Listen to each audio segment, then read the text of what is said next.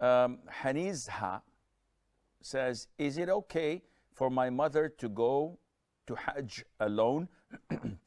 We are from the Philippines, and it is her first time, inshallah, to perform Hajj this year.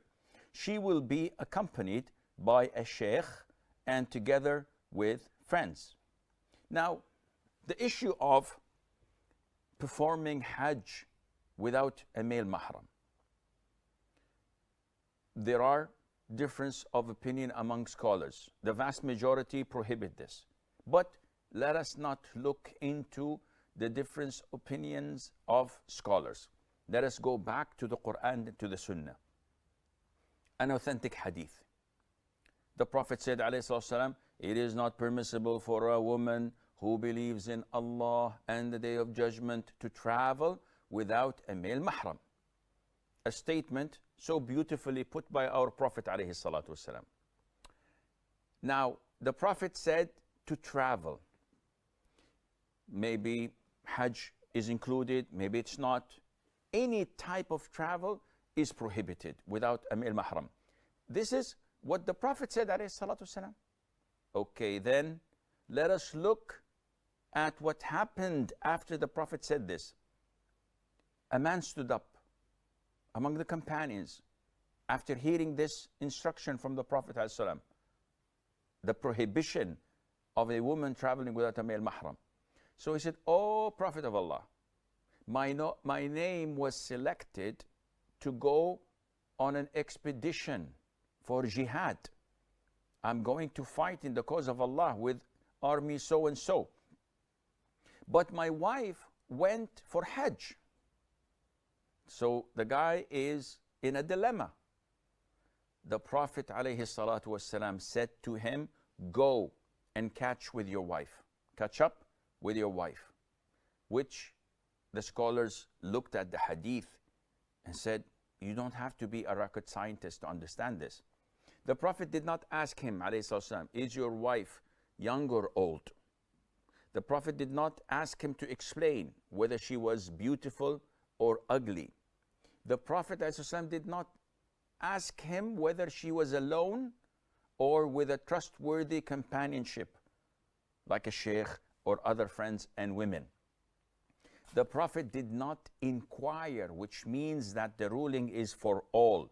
Go and catch up with your wife, because if it was permissible to go alone or with trustworthy companion, the Prophet would not have ordered him to leave jihad and go and accompany his wife. So when you hear and read and learn this hadith, and you learn of difference of opinions of other scholars, you say to them, with all due respect, this is the hadith of the Prophet ﷺ.